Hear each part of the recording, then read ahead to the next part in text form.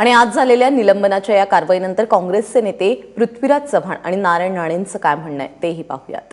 महाराष्ट्राच्या जनतेचा, महाराष्ट्राच्या शेतकऱ्यांचा आवाज या ठिकाणी बुलंद करण्याकरता आम्ही विरोधी पक्षाने आमची भूमिका निभावली। मी बजेटचा विरोध केला, बजेटच्या विरोधात घोषणाबाजी केली।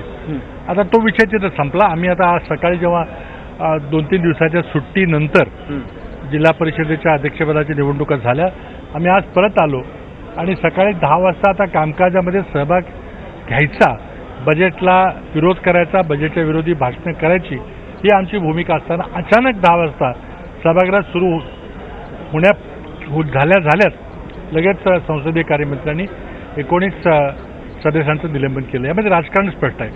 खरं म्हणजे सभागृहाच्या विधिमंडळाच्या बाहेर केलेली घटना अध्यक्ष आणि सभापतींच्या कक्षेत येतच नाही, त्यांना अधिकारच नाही त्याबद्दल कारवाई करायची।